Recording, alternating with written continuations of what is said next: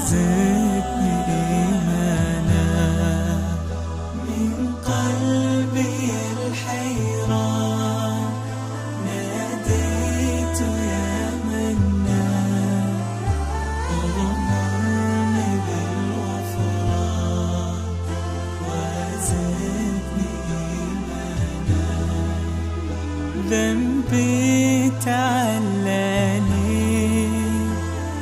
للذل أرداني ذنبي تعلاني.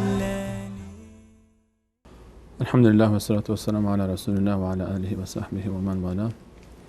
درباره ایمان وقتی که صحبت از ایمان میشه ما یک معنایی در ابتدا به ذهن ما خطور میکنه و برداشت میکنیم از اون معنایی که همه ما در زبان فارسی هم وقتی که صحبت میکنیم اون معنا رو تا حدودی در همون معنا و مفهوم این کلمه ایمان رو استفاده میکنیم در غیر از اون اصطلاح خاص و شرعی که به هر حال مد نظر هدف شرع هست. ما در صحبت عادی خودمون هم مثلا مطرح میکنیم که من ایمان دارم که این اتفاق میفته. بله.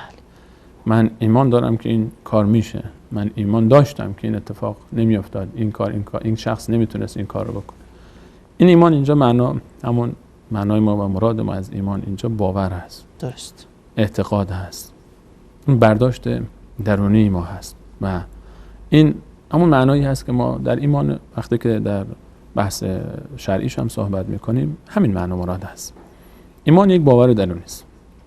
ایمان در معنای لغویش هم باز در عربی هم همین معنا رو تداعی میکنه، یعنی آنچه که نفس انسان نسبت به اون یک احساس امنیت و آرامش داره. اگر دقت بیشتر روش بحث بکنیم یعنی آنچه که انسان در باور خودش، در فکر خودش، در نظر خودش، در اعتقاد خودش نسبت به این برداشت، به این فکر، به این اعتقاد به یک نوعی از آرامش دست پیدا کرده، یعنی پذیرفته که این بهترین هست در این مجال. درست. اینو ما بهش میگیم ایمان در لغت خودمون، در اصطلاحات عادی خودمون. یعنی هدفتون این است که قبل از کاربرد شریعت واژه ایمان را ما در کاربرد عمومی اجتماعی خود هم استعمال میکنیم و عین معنا را تقریبا در نظر داریم. معنایی که ما در اصطلاح مد نظر داریم بسیار جزئی از معنای شرعی هست. اون معنایی که در شریعت هست خیلی معنا وسیع‌تر از این معنا هست. ما در اصطلاح خودمون فقط بحث ما یک بعدی رو در بر میگیره. ما فقط اون بعد چی هست؟ بعد اینه که من در قلب خودم یک احساسی دارم، یک برداشتی دارم، یک باوری دارم نسبت به یک موضوعی. درست. این ما بهش میگیم ایمان. اما وقتی که میایم در شرع مقدس اسلام و در آیات کلام الله مجید میایم بررسی میکنیم، اینجا دیگه فقط بحث اون باور تنها مراد نیست، بلکه معانی مختلفی پیدا میکنه. ایمان اینجا در باور در شرع مقدس اسلام و اون ایمان اصطلاحی که به هر حال ما در خلال این برنامه تلاش ما این هست که به این ایمان برسیم، به حقیقت این ایمان برسیم، اون یک از ابتدا اگر بخوایم بگیم جرقه اول از همون برداشت و معنای خودمون شروع میشه. یعنی یک احساس درونی، یک باور درونی، یک تمایل به سمت یک باور و اعتقاد در وجود ایجاد میشه.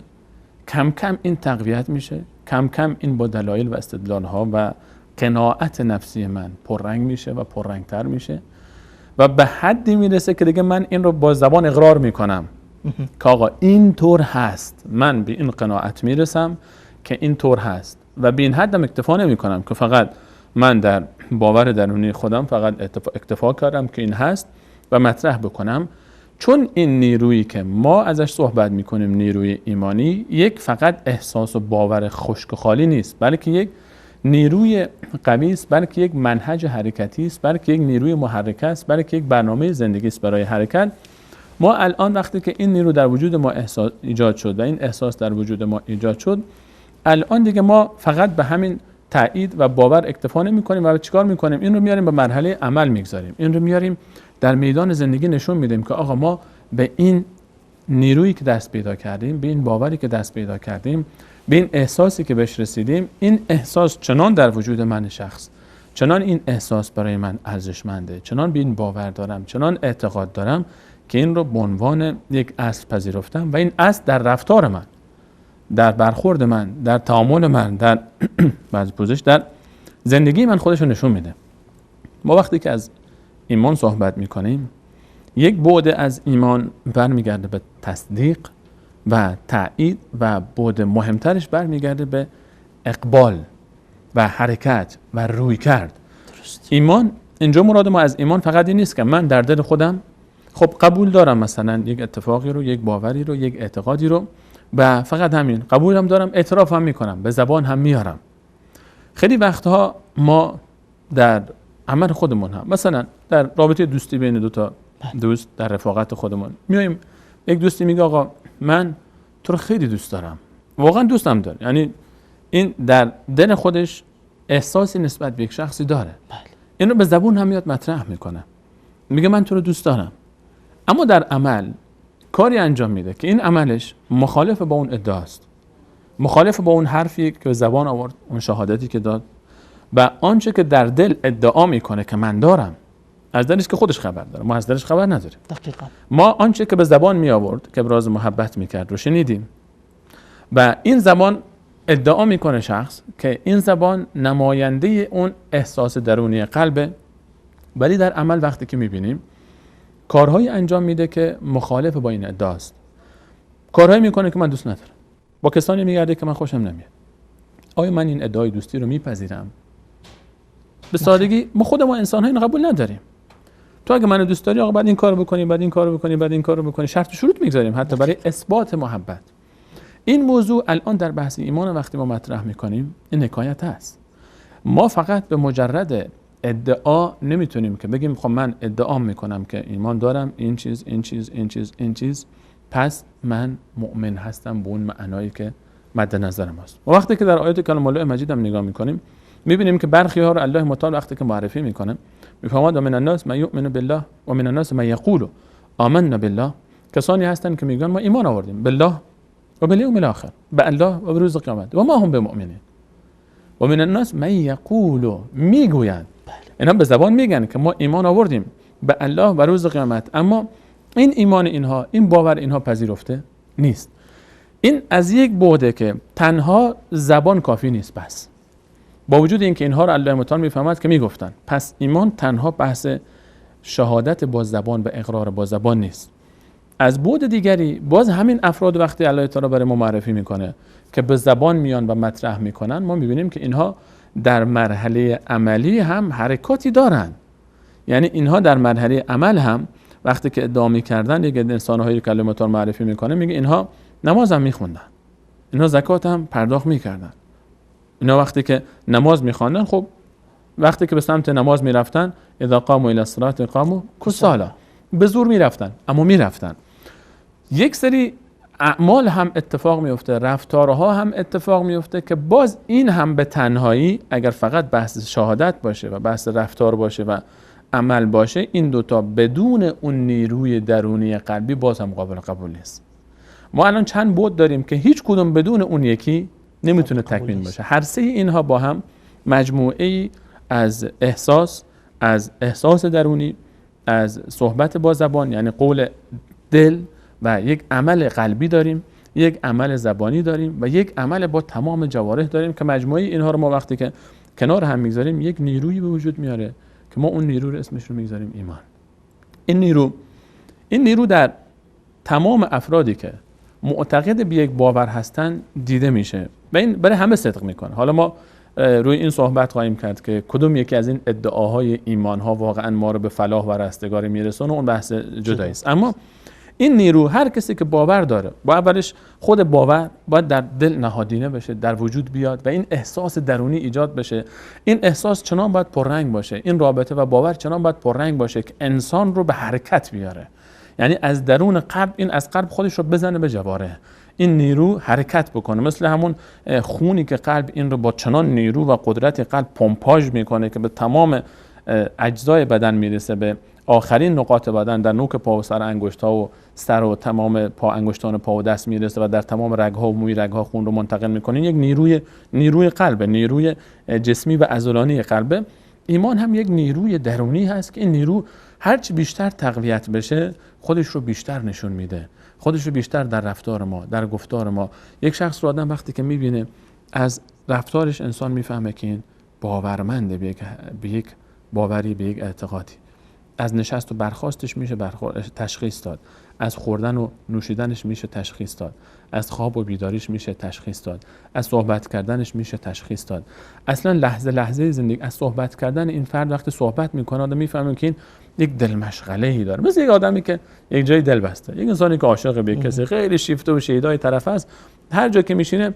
تا شما اگر از قدیم گفتن بعضی از این روانشناسان میگن اگر میخواید بپرسید، میخواید بفهمید که شخص چه دغدغه‌ای فکری داره و چه چیزی در دلش هست و در ذهنش هست، برید بهش بگید یک بیت شعر بخون، ببینید چی میخونه. هر بیت شعری که خوند، این بیت بیانگر چی است؟ این زبان نماینده چی است؟ نماینده قلبش.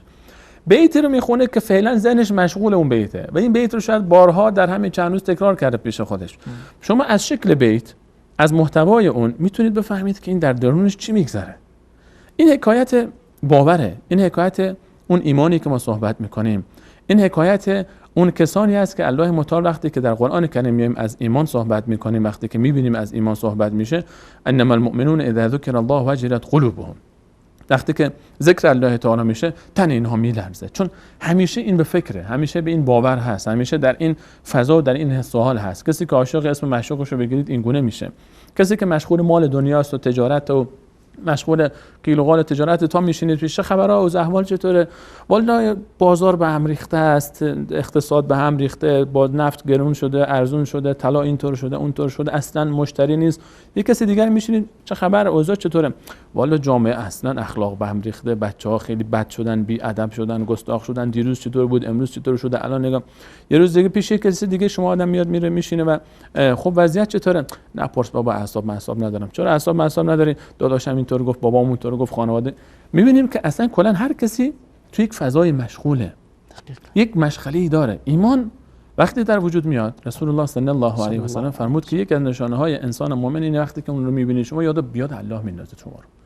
وقتی که انسان مؤمن آدم میشینه باهاش، چون دل مشغله‌اش همش چی است؟ ایمان به الله تعالی است. دل مشغله این ایمان رو ما در غیر از الله تعالی هم میبینیم. یعنی حتی کسی که به غیر الله تعالی، به خدایان به هر حال باطل اعتقاد داره و آنچه که تحریف شده حتی از برخی از ادیان آسمانی، در وجودش می‌بینیم که این باورشه، داره زندگی میکنه. ما وقتی که از ایمان صحبت میکنیم، ایمانی هست که در وجود میاد، این ایمانی هست که در وجود هست و چنان در وجود نهادینه شده که انسان دیگه شک و تردیدی در این نداره، یقین پیدا کرده که این حقیقت مطلق است. بعد از این در گفتارش هم این نمود پیدا میکنه و بعد اون چیزی رو که در باور پذیرفته ما می‌بینیم که در عمل هم داره اجرا میکنه. مجموعه اینها رو ما بهش میگیم ایمان. یک نیروی، یک قدرتی که ما از اون به عنوان ایمان تعریف میکنیم و این نیرو و قدرتی که در افراد ما میبینیم بعضی وقتا این نیرو و قدرت سبب میشه که شخص خودش رو فدا میکنه. شخص به خاطر هدفی که داره، به خاطر باوری که داره، راحتی خودش رو فدا میکنه، آسایش خودش رو فدا میکنه، نعمت‌های دور بر رو فدا میکنه، خانه و خانواده رو ترک میکنه، احیانا فدا میکنه، حتی حاضر جسم خودش رو، جان خودش رو فدا بکنه به خاطر این ایمانی که در درون داره، به خاطر این باوری که در درون داره.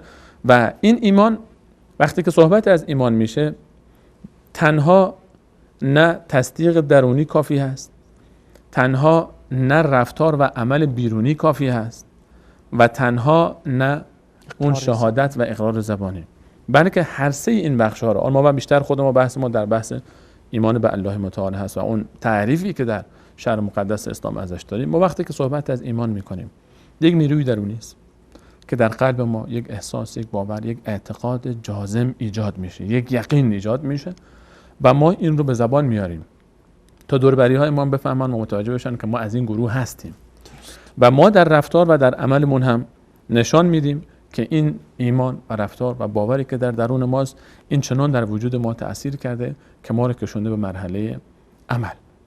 و همه این سه بخش ها وقتی که ما صحبت از ایمان میکنیم مد نظر ماست و باز بررسی میکنیم که کدوم یکی از این بخش ها باید بیشتر صحبت بشه و چطور. ما هدف ما این هست که این نیروی درونی رو چطور در وجودمون بیاریم.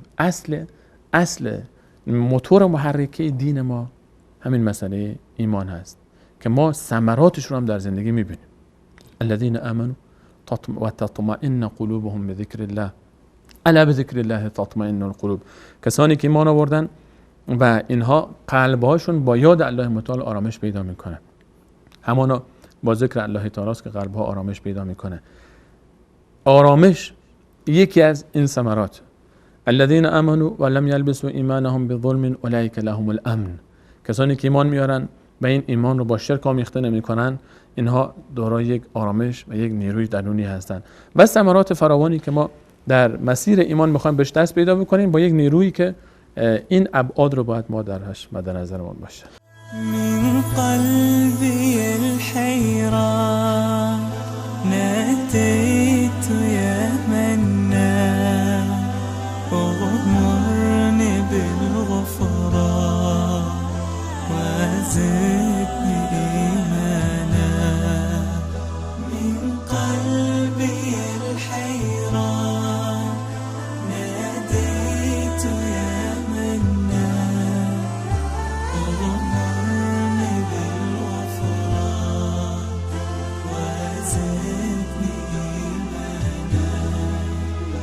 ذنبي تعلاني للذل أرداني. ذنبي تعلاني